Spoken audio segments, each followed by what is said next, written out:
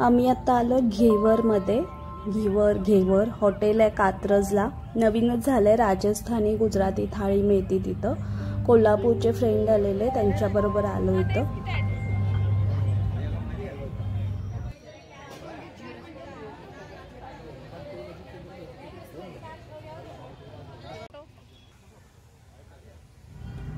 सगळीकडे छान सजावट केलेली राजस्थानी पद्धतीनं। छत्री टॅटू काढत होते आणि जाताना ते तिलक लावून म्हणजे टिळा लावून आमचं स्वागत केलं। आरतीचं ताट आणि तिलक लावून, जसं राजस्थानमध्ये असतं तसं सगळं डेकोरेशन केलेलं।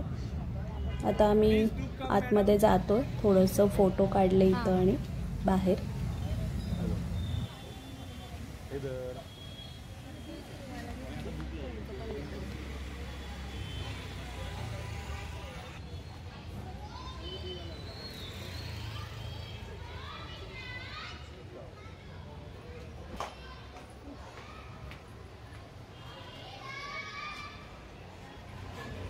आता असं वाटत नाही ना एवढं मोठं, म्हणजे बाहेरून असं वाटतं साधं असं भरपूर मोठं। आम्ही 8:30 पावणे 9ला आलेलो, तरी पण भरपूर गर्दी होती।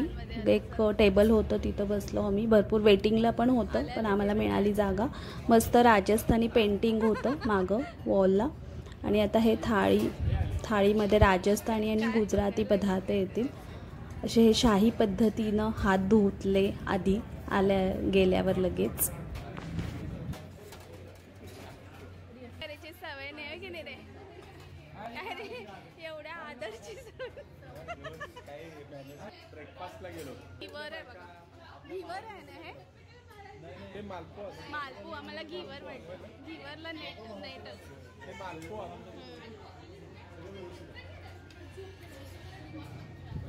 सोयाबीनची भाजी होती, दोडक्याची ग्रीन वेगळ्या प्रकारची पण छान भाजी होती। मुगाची उसळ होती, पण राजस्थानी पद्धतीनं होतं सगळे।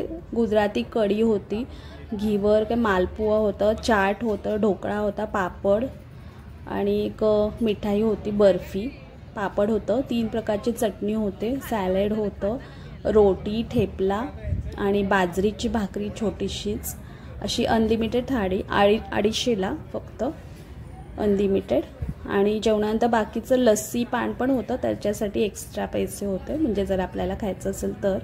आणि ताक पण दिलेलं, कढी ताक।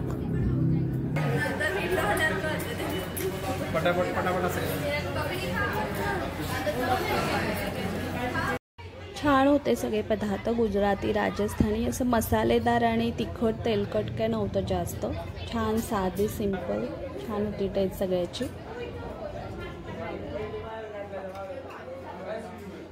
तो कोट्याने खाली घेवर एवढं किती कोलाच करायचं।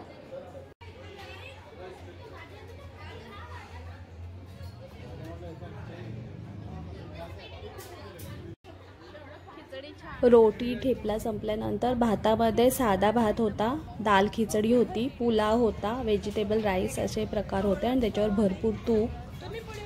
झालं आता आमचं जेवण, मस्त होतं सगळं जेवण। आणि फक्त 250मध्ये अनलिमिटेड, किती पण खाल्लं तरी फक्त 250मध्ये थाळी राजस्थानी गुजराती।